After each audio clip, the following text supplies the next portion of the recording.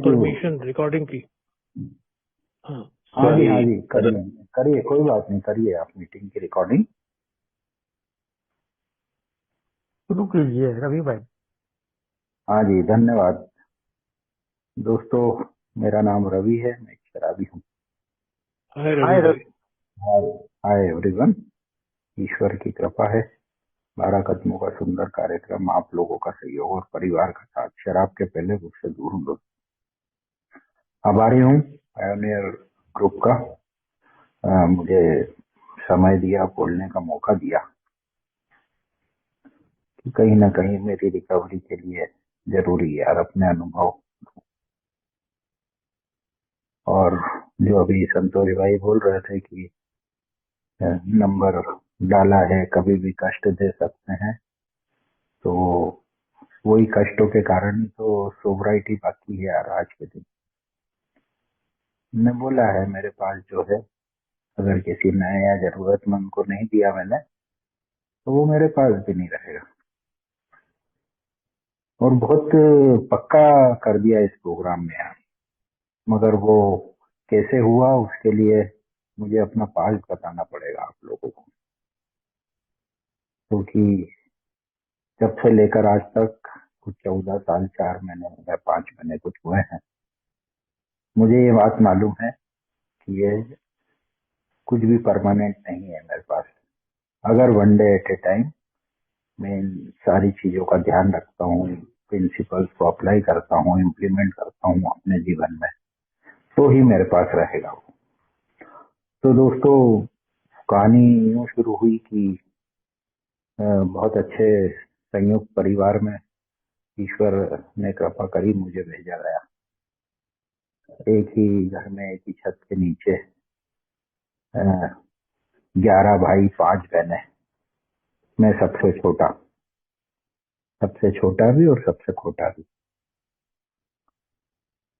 और शुरू हुआ जीवन बड़ा नामी, उस समय आज से 60-70 साल पहले बड़ा नामी परिवार हुआ करता था। गिने चुने इंदौर के लोग थे, उसमें नाम था, जिनके पास टेलीफोन, कार और बाद में टीवी हुआ करता था। पढ़ाई में तो डफर ही बोलूंगा, मिनिमाइज नहीं करूंगा किसी भी चीज को। सारे अच्छी से अच्छी सुविधा, अच्छे से अच्छा परिवार का प्रयत्न, मगर वो बोलते हैं ना, शराबियत के गुण बचपन से ही थे मेरे अंदर। और वो सिलसिला चला दोस्तों। बैक बेंचर्स, मेरी चॉइस जो थी वो बैक बेंचर्स रहे। जब से 5वीं 6ठी से बात करता हूँ मैं, 33 बच्चों में 4-5 ही हुआ करते थे बैक बेंचर्स, और मेरी चॉइस वही थे। इसका मतलब नेगेटिव, मेरी चॉइस शुरू से ही बिगड़ी हुई। और 10 तक आते आते मैं, जिसे उस वक्त तक शराब से बहुत नफरत थी, जो भी कुछ फिल्मों में देखा था, और कहीं ना कहीं एक मेरी कजिन सिस्टर से मैंने एक फिल्म देखने के बाद जाहिर भी किया था उस समय कि कुछ भी हो जाए जीवन में शराब नहीं पीऊंगा। मेरे मामा जी के यहाँ ग्वालियर में गर्मी की छुट्टी की बात है,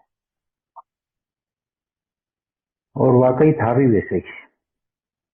मगर वो तो ऊपर से लिखा हुआ था ना सब चीजें। तो एक दिन मेरे बड़े भाई के मित्र आए घर पे, और चूंकि मेरे बड़े भाई अपना मेडिकल का पढ़ाई करने जबलपुर गए हुए थे, एमबीबीएस करने, तो वो आया करते थे मिलने। और एक दिन संडे को वो मुझे लेके गए, और एक बार में ले जाके बिठा दिया मुझे।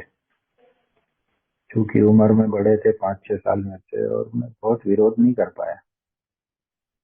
पर्सनालिटी भी नहीं थी मेरी, दबो डरा, मतलब थोड़ा सा डरपोक बोलूं सीधे सीधे उसको। और उन्होंने बियर मंगाई एक, और आधी आधी बियर, 2 गिलास बने, बड़े गिलास हुआ करते थे उस बार के। और मुझे बोला ये पीने के लिए, तो मैंने मना करा उनको कि नहीं, मैं नहीं पीऊंगा।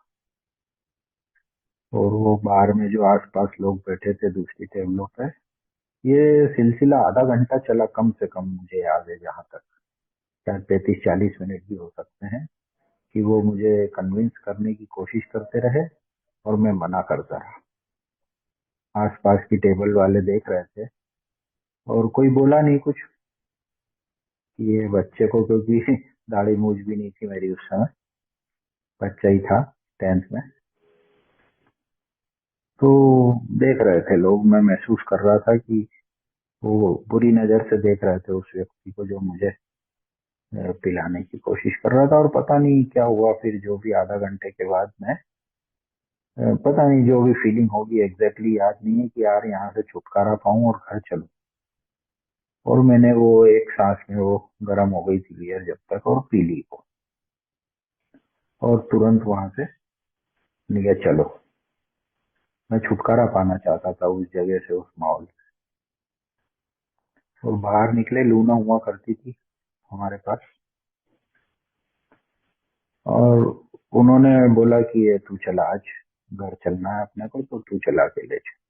उनकी लूना थी, ठीक है। और लूना चलाने लगा, और 10-15 मिनट में मुझे कुछ अलग अनुभूति हुई यार। जो लाइन लिखी हुई है फेसबुक में, कि वो भ्रामक प्रभाव को मैं पसंद करने लगता हूँ जो शराबी होते हैं आगे जाके।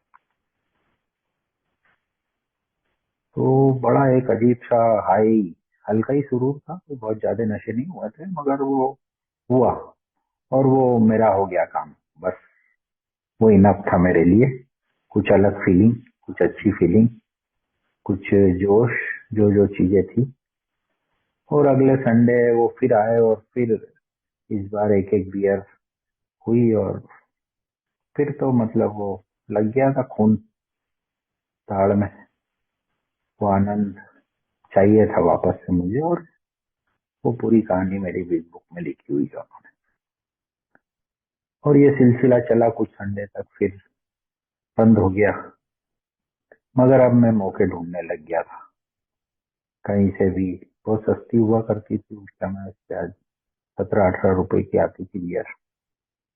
और मेरे जैसे दोस्तों की तलाश करने लग गया ग्रुप में, और वो करते मिल ही जाते हैं। मैं चाहूँ तो ढूंढ ही लेता हूँ सब चीजें, और फिर वो शेयर करके चलना। और ये सिलसिला कुछ 2-3 साल चलता रहा। कभी कभार महीने 2 महीने में, क्योंकि पैसे हुआ नहीं करते थे उससे, पॉकेट मनी वगैरह मिलती नहीं थी उस जमाने में। मगर मेरा एक्चुअली मेरा अफेयर भी चालू हो गया था, 10th में था मैं तो। अ, एक लड़की से, अभी वाइफ है मेरी वो। और देखा परिवार के बड़े भाइयों ने कि ये ना पढ़ने में मन है, और दोस्ती यारी भी बहुत है, मतलब वो बिगड़ गया है ये, वो वाली बात थी। हालांकि कोई गैर कानूनी काम और इस तरह की कोई लड़ाई झगड़े मारपीट में नहीं हुआ लिप्त कभी, मगर वो घूमना, आवारागर्दी करना, मस्तियां करना, शरारतें करना। और वो बोले चलो भाई, नहीं पढ़ना है। 2 साल फेल भी हुआ था 8th की बोर्ड एग्जाम में। तो बड़े भाई बोले चलो काम करो, पढ़ाई नहीं करनी तो कोई बात नहीं। और वो मुझे अपने साथ, रेस्टोरेंट है हमारा, वहां पे ले गए। और बस फिर क्या था, कुछ ही 2-3 महीने में ही वो पैसे होने लग गए जेब में, सैलरी मिलने लग गई, कुछ अलग से भी मिलने लग गया। और वो पियर की याद वापस से, कि अब जुगाड़ नहीं करना पड़ेगी, कहीं चोरी चकारी किसी की जेब में हाथ नहीं डालना पड़ेगा, घर पे ही 2-5 रुपए 10 रुपए चिल्लर के लिए ढूंढना नहीं पड़ेगी। और वो शुरू हुआ संडे का सिलसिला। कंपनी भी मिल गई उसी रेस्टोरेंट में। एक और लड़का था, उम्र में बड़ा, पंजाबी फैमिली से था वो, तो उनके यहाँ तो नॉर्मल चीज थी, वो घर पे पी सकते थे वो लोग। और अपनी दोस्ती जम गई भाई, ये सही चाहिए था अपने को तो। और वो सिलसिला चला, वो कोटा बढ़ता गया, प्रोग्रेसिव डिजीज, 1 की 2, 2 की 3, तो पेट भी बढ़ गया। तो किसी मेरे जैसे ही कोई ज्ञानी तो मिलते ही रहते थे ना, अब तो वो काम हो गया था इन्हीं लोगों के बीच में रहना। तो उन्होंने ज्ञान दे दिया, बोले आप 3-3 4-4 बियर पीते हो, पैसा भी ज्यादा लगता है, पेट भी बाहर निकल जाता है, बोले इससे तो वाटर पी लो। अब वो नया तरीका, नई चीज, तो ट्राई करा वो, तो वाकई वो 4 बियर 3 बियर का मजा एक क्वार्टर में, पैसे भी 3 गुना कम लगे, टाइम भी कम लगा 3 गुना, और आनंद 2 गुना। और वो प्रोग्रेशन चालू हो गया, 3 के 4, 4 के 5, और खूब आनंद के साथ बढ़िया school life, friends, picnic parties. रात को 12 बजे काम से फ्री होता था रेस्टोरेंट से, उसके बाद महफिलें जमती थी, जगह की व्यवस्था भी हो जाती है, कोई बैचलर दोस्त ढूंढ लिया जाता है, उसका घर खाली होता है, और वो सब चलता रहा साथ में। और ये कुछ 12 साल चली कहानी, 16 साल की उम्र से, और 12 साल, क्योंकि 95 में शादी हो गई थी उसी लड़की से जिससे प्यार करता था मैं, बिना कोई परेशानी के, समाज की थी चूंकि। और फिर वो तो, मतलब मैं शायद अल्कोहलिक हो गया था उस समय तक, क्योंकि अब मुझे तलब लगने लग गई थी। अभी सुबह की चालू नहीं हुई थी, मगर कोटा अच्छा हो गया था, 8-10 पैक पे गाड़ी पहुंच गई थी मेरी। और 3 साल में 2 बच्चे भी हो गए, 98। और काम वाम कर ही रहा था मैं, ऐसी कोई दिक्कत नहीं थी। मगर वो अब शराब ने तकलीफ देना 12 साल के बाद शुरू कर दी थी। लीवर पे शायद असर आया होगा, खाना भी कम हो गया थोड़ा। नई नई थी, 3-4 साल, तो बीवी भी कुछ नहीं बोली, मगर अब वो उसका भी विरोध चालू हो गया। और वो पहली बार मेरी 98 में इच्छा हुई कि मुझे छोड़ना चाहिए यार, ये ज्यादा हो रही है, और मेरे सब चीजों पे असर आ रहा है, जीवन पे, शरीर पे, रिश्ते पे, काम पे भी ऑब्वियसली। और मैंने पहली बार भैया को बोला कि यार ये छोड़ना है मेरे को। बड़े खुश हुए भैया, डॉक्टर हैं, साथ में ही रहते थे, और वो मुझे लेके गए एक दूसरे साइकेट्रिस्ट डॉक्टर के पास, उनके मित्र हैं जो। और वो पहला डिटॉक्स हुआ मेरा 98 में। और 3 या 4 दिन हॉस्पिटल में एडमिट रह के, और वो मेरी शराब बाहर निकली। और उसके बाद कुछ 2.5 महीने में शराब से दूर रहा, क्योंकि प्रोग्राम भी नहीं था। और ये 2 एक बार हुआ, 3 एक डिटॉक्स हो गए मेरे 2001 आते आते।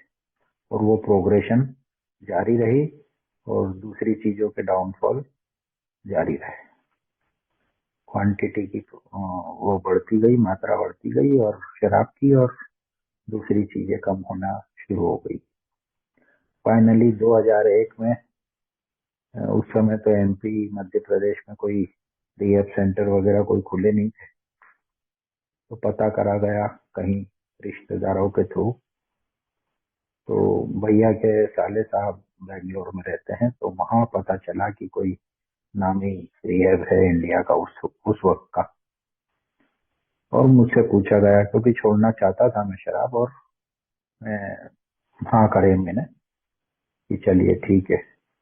अब वो जो बताया गया था मुझे एक सतही तौर पे कि बढ़िया 4 महीने का कोर्स होता है वहाँ, और उसमें आप अच्छे कपड़े पहनो, अच्छा खाओ, टीवी देखो, किताबें पढ़ो, इस टाइप का रिहैब सिस्टम मुझे पिक्चर दिखाई गई थी।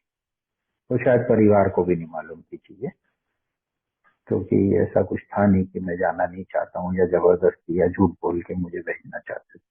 मैं जाना चाहता था, छोड़ना चाहता था शराब। और गया दोस्तों वो रिहैब में, 4.5 महीने रहा वहाँ। और प्रोग्राम की ऐसी कोई भी चीज नहीं है जो मुझे उन 4.5 महीनों में वहां नहीं बताई गई। पूरी ईमानदारी से उन लोगों ने हर तरह से, बीमारी, ये वो, मीटिंग, प्रेयर, एवरीथिंग एवरीथिंग। और वहाँ जिम कंपलसरी था और मुझे शौक था, स्पोर्ट्स में रहा हूँ बचपन से ही। सिस्टर इंटरनेशनल प्लेयर थी मेरी बैडमिंटन की, उनके साथ मैं भी खेला हूँ स्टेट लेवल तक, क्रिकेट भी क्लब लेवल तक खेला। मतलब वो फिजिकल मेरी एक्टिविटीज अच्छी थी, शरीर अच्छा था ऊपर वाले और परिवार की कृपा से, और मेरे ये कुछ एक आध दो अच्छी चीजों की वजह से। और वो बॉडी वॉडी जो बन के आई वहां से 4.5 महीने में, अब वो प्रोग्राम की तो क्या चीजें अच्छी दिमाग में वो नहीं याद है मुझे। मतलब मैं एक्चुअली वो बस सतही तौर पे मैंने अपनी हिसाब से समझ लिया था कि मैं बीमारी है, अपने हिसाब से ले लेता है ना शराबी की, अभी ये बीमारी में मेरी कोई गलती नहीं है, मैं ऊपर से ही ऐसा बन के आया हूँ कि शराब पीनी थी तो शराबी होना तय था। और इस तरह की कुछ चीजें मैं लेके आया और 1.5 महीना में घर आके टोटल मिला के 6 महीना में शराब से दूर रहा। और वही विचार एक दिन कि यार अब तो बहुत बढ़िया हो गया है, बॉडी भी अच्छी हो गई है, रिश्ते भी अच्छे हो गए हैं और मान सम्मान भी मिल रहा है, रेड कारपेट भी दिया था ना। अभी अपने जो तरीके थे वो भी समझ आ गए अपने को, अपन पीते ज्यादा थे और खाते कम थे यार, इसीलिए लीवर पे अपने असर आया और शुगर हो गई है। क्योंकि कोल्ड ड्रिंक 5-5 6 6 कोल्ड ड्रिंक पीते थे दिन भर शराब के साथ, खाना खाए नहीं। तो अब अपन एक काम करते हैं, पियेंगे कम और अच्छी चीजें ज्यादा खाएंगे, हेल्दी चीज, बटर, पनीर। और वो 90 90 तो उस समय आते नहीं थे, एक क्वार्टर लिया और आधा पिया, और ब्रांड भी थोड़ा ऊंचा लिया मैंने जो पीता था उससे, और आधा उसको दे दिया जो वाइन शॉप के पीछे आता बोलते हैं जिसको, कि नहीं यार बहुत है इतना मेरे लिए। और वो रिलैक्स हुआ मेरा, और 8 दिन में मैं वापस वहीं था जहाँ से 6 महीने पहले मैंने छोड़ा था। 4 क्वार्टर 1 बॉटल मतलब। और कुछ दिन साथ दिया उसने, मगर वो सब जो 6 महीने की मेहनत थी वो बर्बाद हो गई और पहले से बुरी स्थिति हो गई। 2002 में वापस आया था मैं मार्च में, और उसके बाद में 4-5 शायद डिटॉक्स और हुए मेरे 2004 तक, उन 2 सालों में। और हालत बद से बदतर होने लगी दोस्तों, शरीर की, रिश्तों की, काम धंधों की, सामाजिक सब एरिया जो होता है ना, उन्होंने सब एरिया वो खत्म होने लग गए। और इस बार फिर रिहेब ढूंढा गया, और इस बार दिल्ली से पता आया, मामा मामा परिवार रहते हैं मेरे दिल्ली में, और वहाँ एक रिहेब ढूंढा गया और वहाँ एडमिशन हुआ। बहुत बदहाल स्थिति में मैं पहुंचा था वहाँ, क्योंकि ये शरीर की कंडीशन थी कि वहाँ पहुंचने के, वहाँ एडमिशन के बाद मैंने 21वें दिन देर रोटी खाई थी। और याद है मुझे बहुत अच्छे से कि वो जो काउंसलर थे, मालिक थे वहाँ के, उन्होंने ताली बजवाई थी इनपुट सेशन में कि बोले भाई 60-65 लोग थे वहाँ पेशेंट, ताली बजाओ भाई, रवि ने देर रोटी खाई है आज 21 दिन बाद। और उसके 2 दिन बाद 23वें दिन मुझे नींद आई थी। मतलब इतनी बुरी फिजिकल कंडीशन थी मेरी। और 5 महीने का उस समय पे वो था वहाँ का टेन्योर रिहेब का, 144, 12/12, 144 दिन वहाँ मन लगा, क्योंकि वहाँ बेंगलोर में तो इंग्लिश में था प्रोग्राम, कम समझ आता था, मगर यहाँ अपनी लैंग्वेज, अपने जैसे दोस्त। और वो बहुत अच्छे से ईमानदारी से प्रोग्राम करा। मतलब उस रिहेब में अगर कोई अवार्ड देने का सिस्टम होता, बेस्ट स्टूडेंट, तो वो मुझे ही मिलता। इतने अच्छे से मैंने वहां से वो 5 महीने में प्रोग्राम करा और वापस आया इस बार कुछ नए ट्रायल्स लेने के लिए। मतलब वो पावरलेसनेस अभी पता नहीं थी, मानना ही नहीं चाहता था, क्योंकि शराब छोड़ना ही नहीं चाहता था। 10 तरह से उसको घुमा फिरा के नहीं बोलूंगा कि मैं छोड़ना ही नहीं चाहता शराब, मेरा प्यार थी वो, और उसके बिना जीवन की कल्पना मुश्किल लगती थी। और मैं कुछ नए तरीकों से ऐसे करूंगा वैसे करूंगा, हार्ड ड्रिंक नहीं पीऊंगा, बियर पीऊंगा, सैटरडे संडे पीऊंगा, मेरे शहर में नहीं पीऊंगा, बाहर जाऊंगा तो पीऊंगा, और इस तरह के बहुत सारे रिजोल्यूशन लेके, और वो चालू हुआ दोस्तों। और स्थिति तो वही होनी थी जो पिछली बार हुई थी, शायद उससे भी बदतर।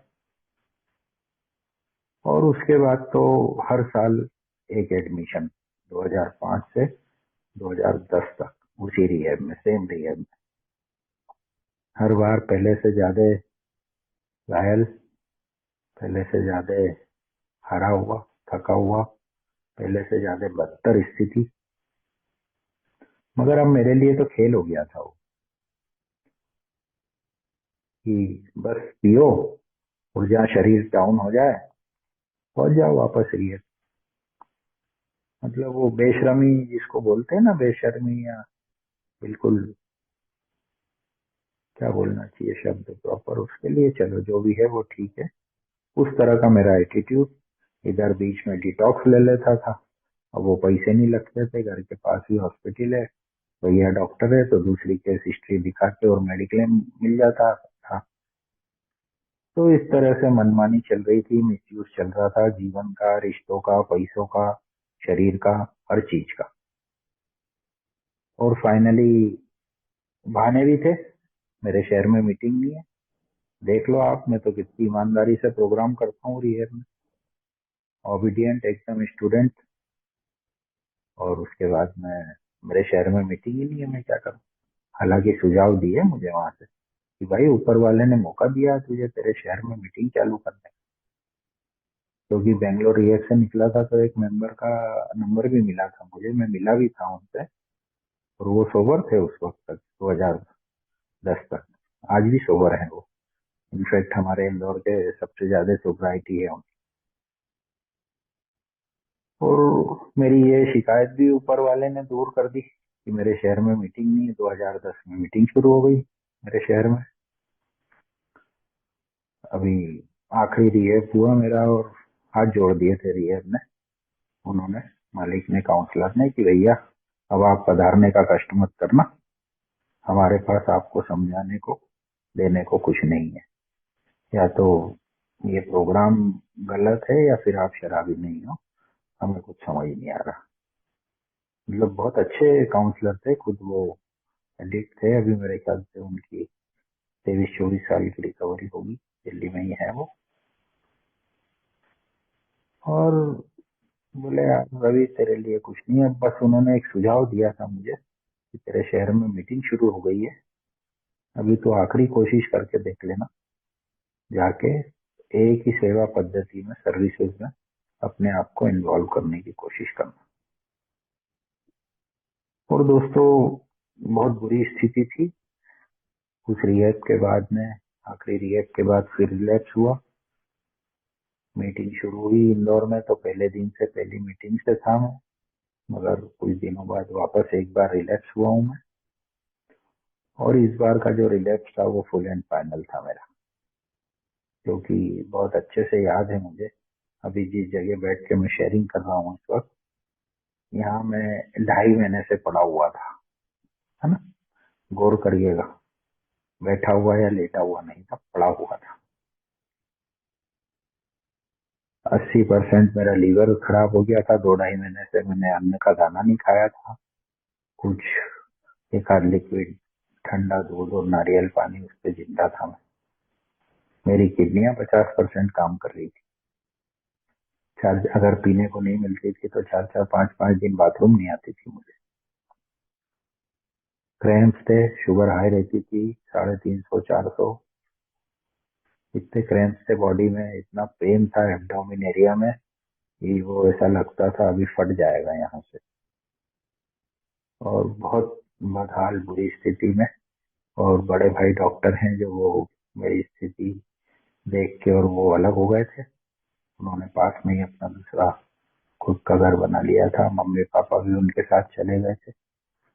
अब 4 प्राणी हम रह गए थे, मैं, वाइफ और दोनों बच्चे मेरे, 15 साल की बेटी और 13-13.5 साल का बेटा। और मैं यहाँ ऊपर की फ्लोर पे, फर्स्ट फ्लोर पे, और वो तीनों नीचे।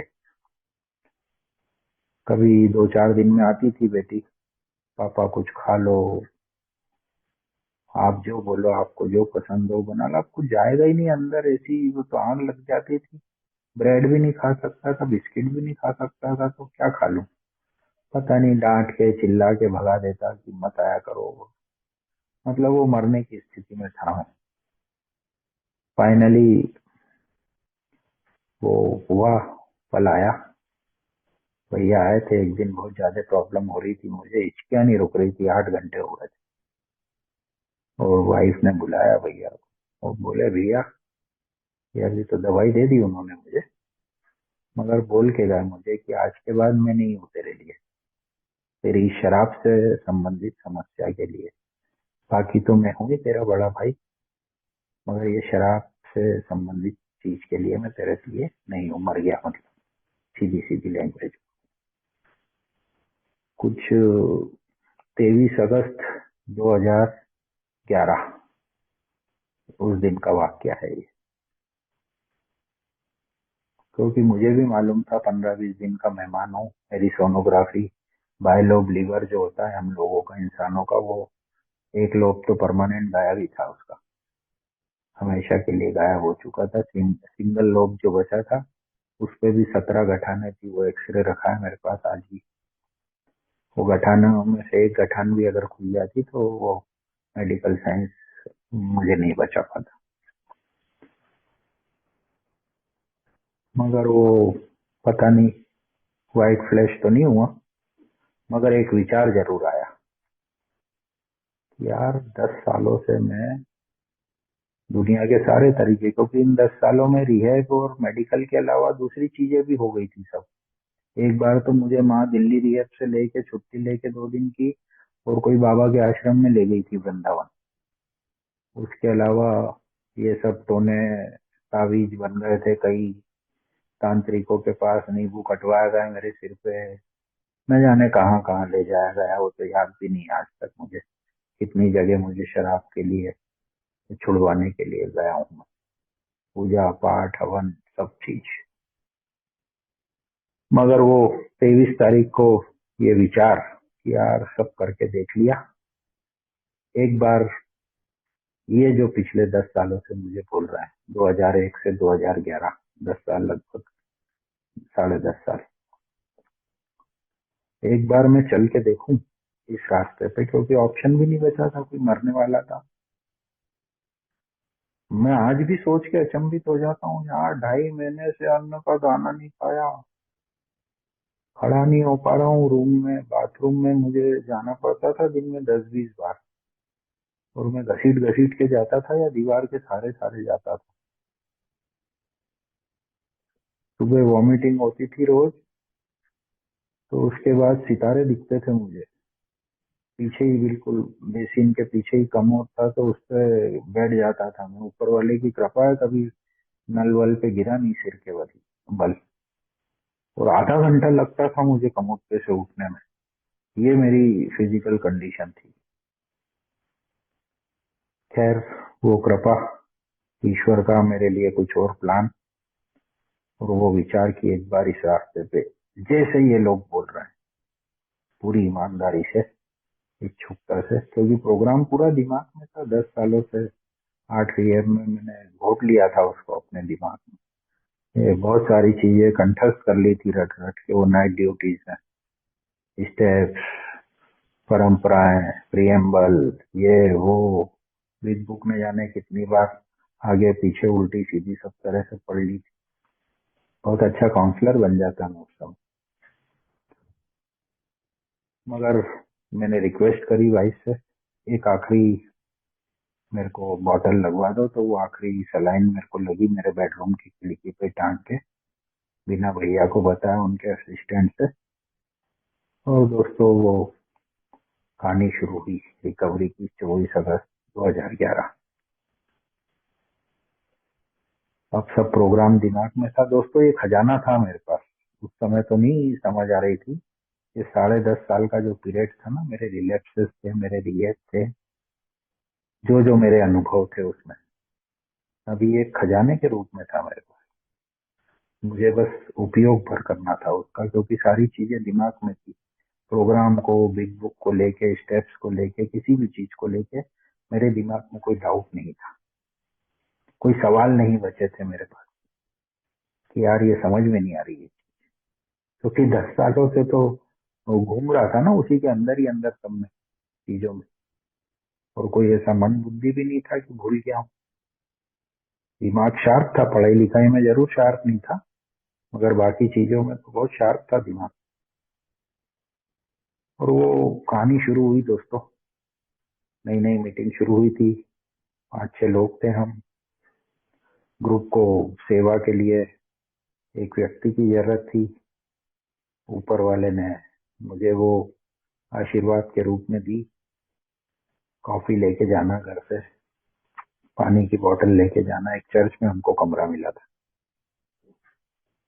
और स्लोगन्स के बोर्ड बनवाना, क्योंकि सब चीजें तो कंठस्थ थी, मेरे को दिमाग में थी सब चीज।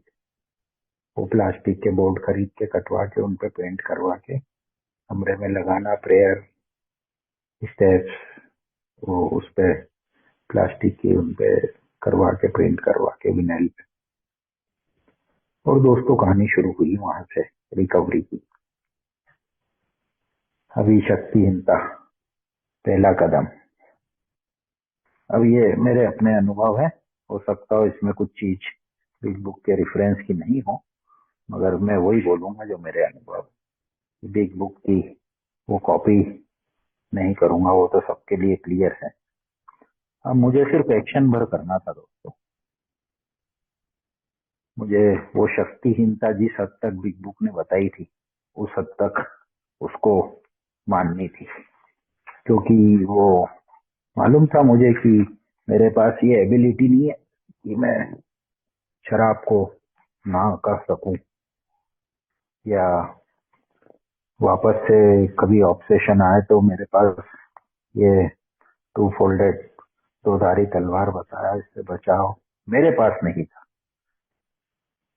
मेरा चॉइसेस खत्म हो चुकी थी, मेरे अंदर कोई इच्छा शक्ति, विल पावर नाम की शराब के लिए कोई चीज नहीं थी।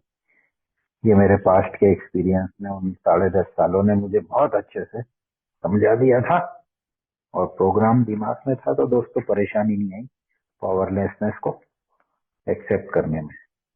मगर सिर्फ एक्सेप्ट कर करने से काम नहीं बनता, यहाँ बता रहे थे यार, तो बोले सरेंडर करना पड़ेगा भैया।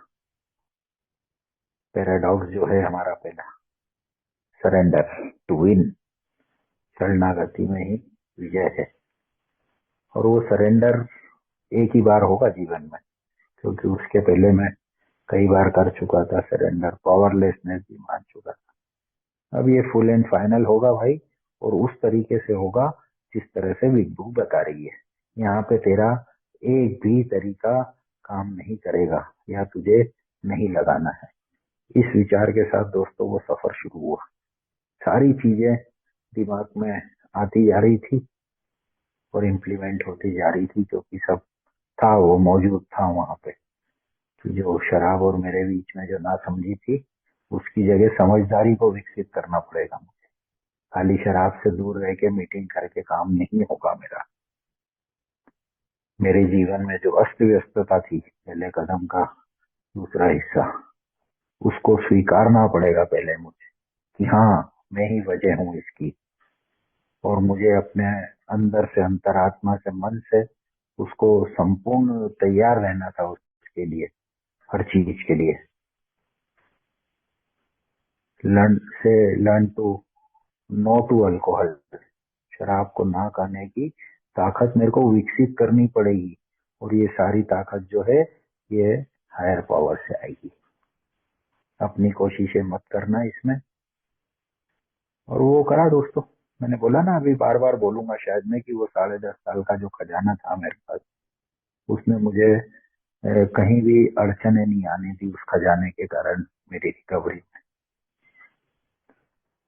कि वो एबिलिटी भी मुझे मिलेगी, मगर वो आएगी वहां से, और वो दी उसने एक दिन के हिसाब से दोस्तों।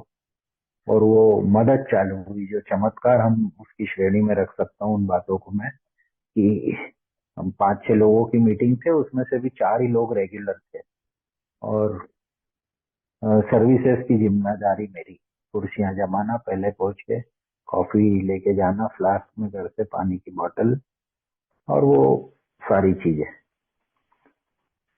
अब ऊपर वाले का चमत्कार ये हुआ कि मेरी 11 महीने की रिकवरी थी। फिजिकली मैं ठीक हो गया था, काफी मतलब काफी हद तक रिकवरी हो गई थी मेरे शरीर की। और रिश्ते भी थोड़े, क्योंकि 11 महीने से पहले कभी नहीं करे थे, पूरे शराब से दूर। और वो सत्यमेव जयते आ गया 2012, जुलाई 2012। और वो भीड़ बोलना चाहिए उसको, लोगों की, फैमिलीज की, शराबियों की, और एक ही ग्रुप, 4 लोग, उसमें से भी 2 लोग एक्टिव, 2 लोग बिल्कुल शांत प्रवृत्ति के थे, वो ज्यादा इन्वॉल्व नहीं होते थे चीजों में। और मतलब एक तरह से वो ऊपर वाले ने अच्छी भारी जिम्मेदारी डाली, और जितना उस समय सामर्थ्य था मेरा, उससे वो ईमानदारी से मैंने वो जिम्मेदारी को उठाना, निर्वाह करना चालू करा। क्योंकि बता रहा हूँ ना, वो खजाना था मेरे साथ, मैं नहीं निकाल सकता भाई किसी, मैं सिर्फ रास्ता बता सकता हूँ कि ये रास्ता है, मैं इस पे चला हूँ इस तरह से, और निकल गया हूँ। आपको देख लो, जमता है तो कर लो, बाकी तो काम वो ऊपर वाला ही करेगा यार।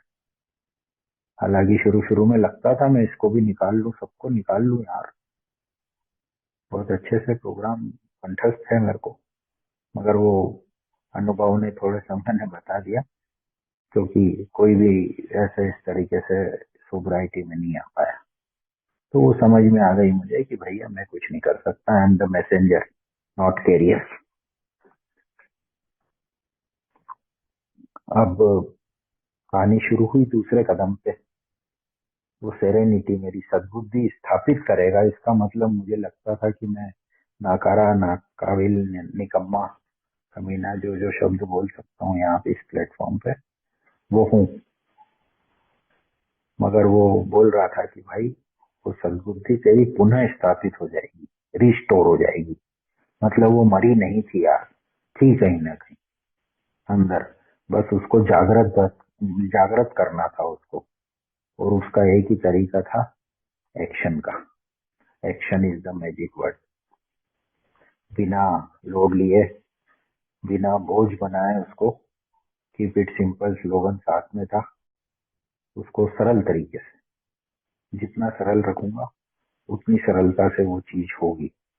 क्योंकि कॉम्प्लिकेशंस तो मेरी तरफ से पड़ते हैं ना उसमें, ईश्वर थोड़ी डालता है कॉम्प्लिकेशंस उसमें, या बिग बुक थोड़ी डालती है उसमें कॉम्प्लिकेशन, वो सब मैं डालता हूँ। तो बोले पहले अपने ऊपर काम करने की जरूरत है। स्टेप वर्क की जो बात थी, तो मैंने 5 कदम तक करे थे अपने रिहैब में। जो काउंसलर थे मेरे इनिशियल स्पॉन्सर, वही थे,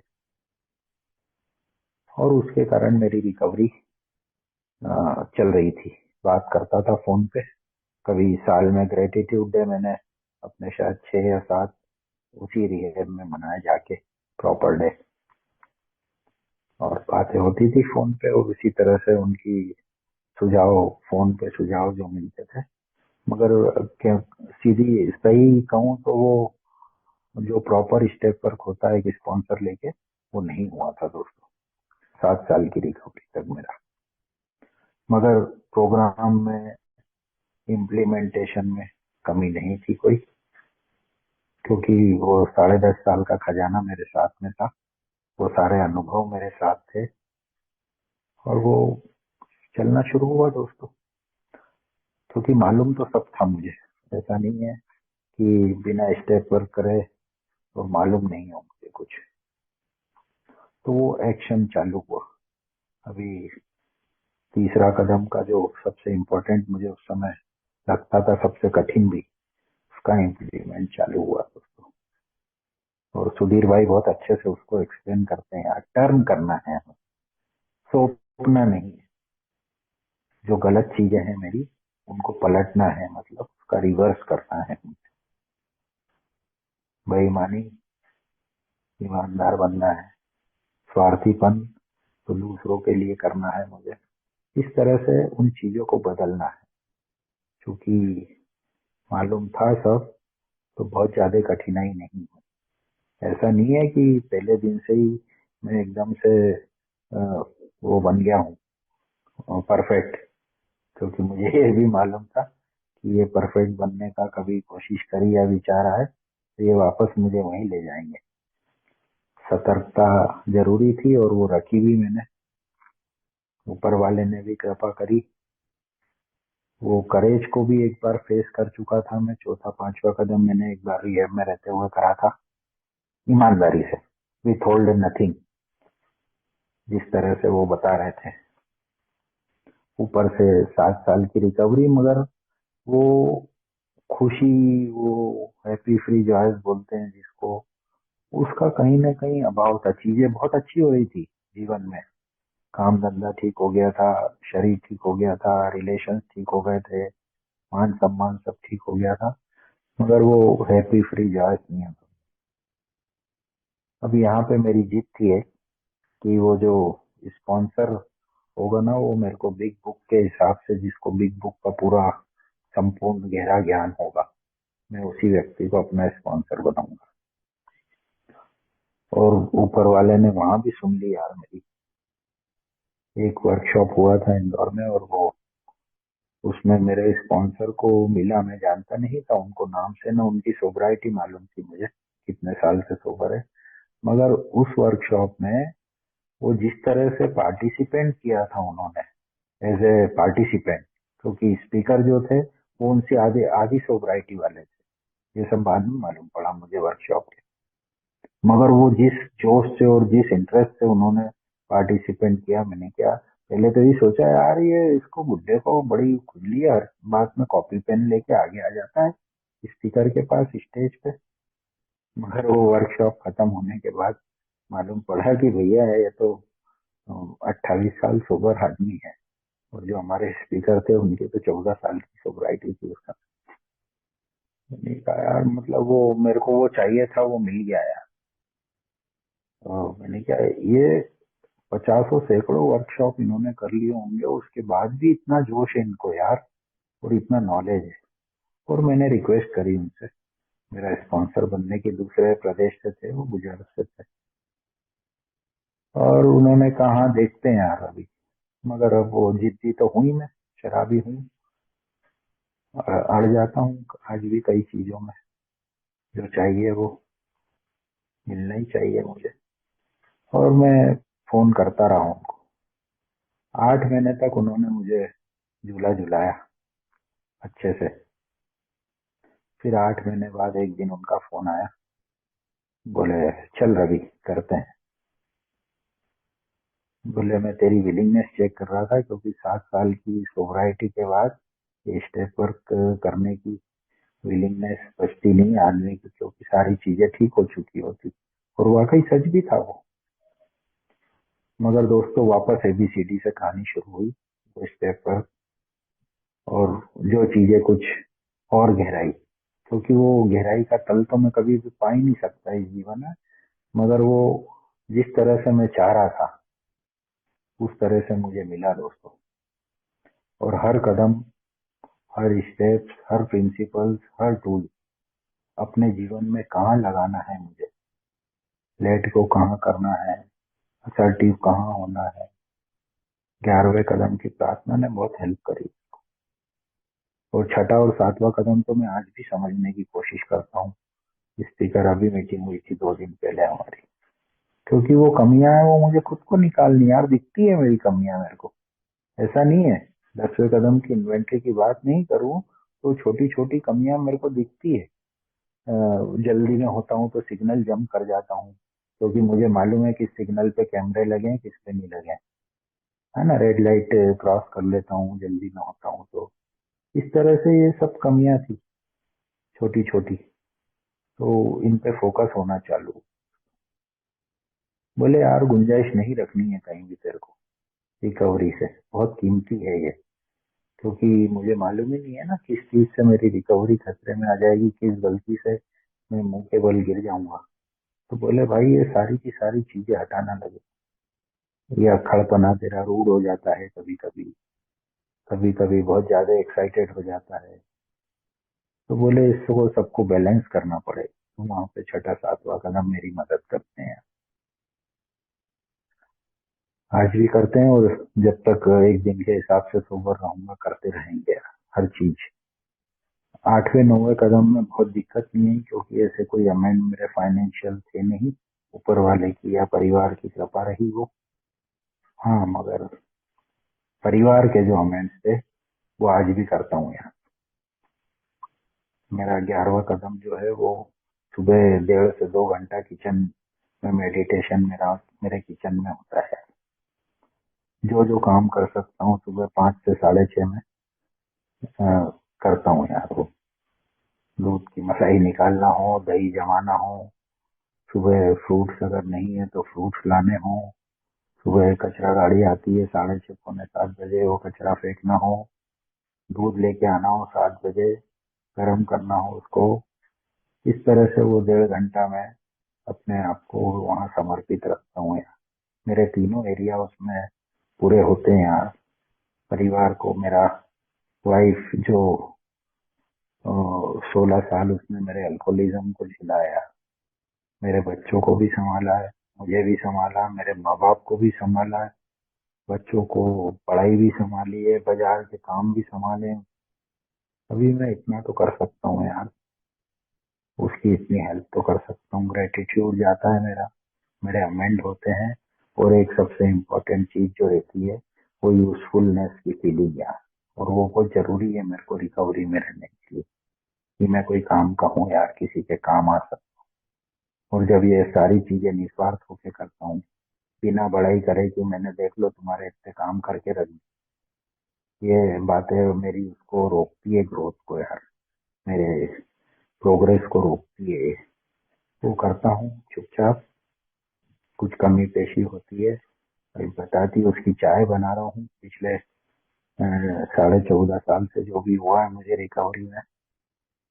और देखता हूँ वो लिविंग अमेंड यार, मेरे को जब तक जिंदा हूँ जब तक करते रहना है। और क्योंकि वो जो हीलिंग होगी ना, वो मेरे सोबर रहने से, मेरे दिन महीने साल बढ़ने से नहीं होगी। जो रिश्तों में मैंने दरार डाली हुई थी ना, वो इस तरह से ठीक नहीं होगी मेरे, की 15 साल का मेडल आ जाएगा, 25 का आ जाएगा। इसके लिए तो वो त्याग करना पड़ेगा। लिखा हुआ है उसमें बिग बुक में, सारी चीजें क्लियर है यार। If an alcoholic fail to enlarge his spiritual life to sacrifice and helping other. तो वो एक एक लाइन जो मैंने उन 10.5 सालों में याद करी थी, पढ़ी थी, मेरे दिमाग में थी, उनको यूज करना है मुझे यार। क्योंकि वो याद रखना, दिमाग में रखना मेरे काम नहीं आया 10.5 साल में, जब तक कि उनको एक्शन में अपने जीवन में मैं इम्प्लीमेंट नहीं करूं। और दोस्तों, वो वह करना शुरू करा और देखा यार चीजें बदलने लगी यार धीरे धीरे।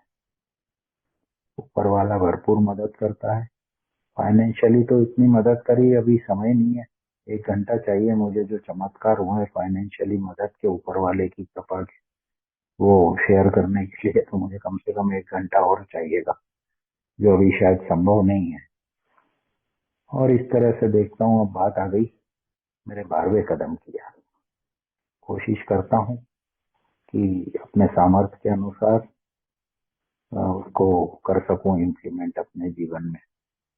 और जो सबसे इम्पोर्टेंट चीज है मेरे जीवन की यार, वो है दूसरों को मैसेज देना, दूसरे पीढ़ी शराबियों तक, या उनकी मदद करना। और ऊपर वाले ने मौके भी भरपूर दिए यार मुझे, मतलब अपने आप को मैं कई बार वो विशेष ब्लेस्ड पाता हूँ यार। ऐसी ऐसी परिस्थितियां बनाई उसने, इतने मौके दिए मुझे। आज देखता हूँ यार, फेलोशिप इंदौर की इतनी बड़ी हो गई है, 150 लोग हैं कम से कम मेंबर। संडे की मीटिंग में 70-80 लोग होते हैं हम। और मुझे ऊपर वाले ने वो मीटिंग की जगह की व्यवस्था करने में मेरे को माध्यम बनाया। एक मॉर्निंग मीटिंग शुरू करने में ऊपर वाले ने मेरे को मौका दिया, माध्यम बनाया। एक संडे इवनिंग मीटिंग और नया ग्रुप चालू करने में मुझे मौका दिया उसने यार, ऊपर वाले ने। वो विशेष कृपा, मेरे से विशेष प्यार रखता है यार। वो दिखता है मुझे, मैं महसूस करता हूँ उस चीज को। बस कमी मेरी तरफ से नहीं होना चाहिए यार। मेरी जो पुराने कैरेक्टर डिफेक्ट है, आलस, टालना, ये सब छोटी छोटी चीजें थी जो मुझे पीछे खींचती थी यार। आज देखता हूँ यार, उन चीजों को अगर ध्यान रखता हूँ, उन पे काम करता हूँ, लापरवाह नहीं होता हूँ, गलत जगह कंटेनमेंट नहीं लाता हूँ, तो देखता हूँ यार कहीं कोई अड़चन नहीं आती यार जीवन में। वो हैप्पी फ्री जॉयस, वो 12वें और 9वें कदम के जो प्रोमिसेस है ना 12, उनको देखता हूँ फुलफिल होते हुए यार। मेरे हिसाब से तो वो कुछ कमी है उसमें, और होने थे दो चार चीजें जो मैं समझ पाता हूँ इन चीजों को, कि यार वो 12 की जगह कुछ 15-16 होने थे। वो देखता हूँ यार पूरे होते हुए, मजा आ जाता है जीवन का यार। कहीं कोई शिकायत नहीं है, कोई रिजेंटमेंट नहीं है, क्योंकि मालूम है ना मुझे यार, जब ये सब चीजें आएगी तो वो रिवर्स गियर लगेगा मेरी। वो टूल्स को, वो स्लोगन्स को सही जगह पे इम्प्लीमेंट करना, तो वो बिना प्रैक्टिस के नहीं होगा यार। नेगेटिव विचार जो है आ जाता है कभी कभी यार, हो गया यार। अब रोज दो फिजिकल मीटिंग में कई बार आता है शाम को विचार कि छोड़ो यार, तो फिर वो मेरा वो खजाना में से एक तीर निकलता है यार, कि भाई तूने शराब दिन में 8 बार पी होगी कई बार, तो तूने कभी मना करा क्या? अभी 2 मीटिंग जाने का ऊपर वाला मौका दे रहा है, तेरा काम धंधा कुछ इस तरह से है, तेरे परिवार का सपोर्ट इस तरह से है कि तू कर सकता है, तो फिर अभी यहाँ बहानेबाजी क्यों कर रहा है यार? और जैसे ही ये विचार आता है यार, शराब के लिए तो कभी ना नहीं करी यार, कोई बहाने नहीं बनाए यार। यार पानी, बारिश आ रही है तेज, या गर्मी बहुत है, या ट्रैफिक बहुत है, 10 सिग्नल पार करने पड़ते हैं, 11 किलोमीटर दूर जाना पड़ता है शाम की मीटिंग में, तो बोले शराब के लिए तो तेरे ये बहाने एप्लीकेबल नहीं होते थे यार, अभी मीटिंग के लिए कैसे एप्लीकेबल होते? और ये विचार आता है, जैसे ही वो सारी नेगेटिव फीलिंग चली जाती है, बेल्ट टाइट करता हूँ कमर का, गाड़ी स्टार्ट करता हूँ, पहुंच जाता हूँ मीटिंग में। बहुत प्यार, मान सम्मान फेलोशिप से मिलता है यार, क्योंकि मैंने पहले बताया था कि 11 भाई और 5 बहनों में सबसे छोटा हूँ मैं, तो मैंने ये सब भाइयों को दादा बोला है यार। और ऊपर वाले ने, मतलब 10 भाइयों को मैं दादा बोलता था, हमारे यहाँ बड़े भाई को दादा बोलते हैं। और आज देखता हूँ यार, कम से कम 100 लोग हैं जो मुझे दादा बोलते हैं यार फेलोशिप, मतलब वो 10 गुना देता है यार ऊपर वाला। और वो जो फीलिंग देता है ना, उसको एक्सप्रेस करना तो यार असंभव है मेरे लिए शब्द। संतोष भाई, समय आप बोलिएगा, मेरे ख्याल से 8-9 मिनट बच रहे हैं हमारी शेयरिंग के लिए, समय जी के जी लिए। तो अपन इसको क्लोज कर लें यहाँ, कभी किसी को कुछ सवाल पूछना हो या कोई शेयर करना जी चाहता हो? जी बिल्कुल है ना? चलेगा, जैसा आप चलिए, वाइंड अप कर चलिए लीजिए। फिर। ठीक। हाँ, अब वो बातें तो इतनी है यार कि मतलब मालूम ही नहीं पड़ेगा टाइम का। तो चलिए, मैं आभार देता हूँ सभी का, बहुत बहुत आभार, बहुत बहुत धन्यवाद पायनियर ग्रुप का एक बार, आप सभी का, सुधीर भाई का, मेरे सारे को है, संतोष भाई, दिनेश भाई, मनीष जी, सभी लोगों का, विजय भाई नागपुर, सभी का बहुत बहुत धन्यवाद, बहुत बहुत आभार यार। आप लोगों की वजह से ही आज मैं एक दिन के हिसाब से शराब से दूर। धन्यवाद। थैंक यू रवि भाई, बहुत सुंदर, असरदार, शानदार, जानदार शेयरिंग रही। और काफी लंबा अल्कोहलिज्म था, और किस कठिन परिस्थितियों से आप गुजरते गए उससे रूबरू कराया। किस तरह से शराब से आपको पहले नफरत थी, फिर परिचय हुआ, फिर दोस्ती हुई, और दीवानगी भी इस कदर बढ़ती गई कि मतलब शरीर खराब हो रहा था, लीवर खराब हो रहा था, फिर भी छोड़ नहीं पा रहे थे। परंतु ऐसा क्या हुआ कि छूट गई, तो मतलब काफी रिहैब्स के बाद भी छूट नहीं पा रही थी। फिर जब आप सर्विस में आए, तो वो जो मैजिक हुआ, जिसे मैजिक ऑफ सर्विस भी मैं कह सकता हूँ शायद, अगर पता नहीं मेरे पास उचित शब्द तो नहीं है, बट ये मैजिक ऑफ सर्विस ही था कि सोब्राइटी, का वरदान आपको मिल गया। और स्टेप्स लेने के लिए कोई समय सीमा नहीं होती है। जिस तरह आपने बताया कि 7 साल के बाद शुरू करना थोड़ा डिफिकल्ट होता है, जैसा आपके स्पॉन्सर ने आपसे कहा, तो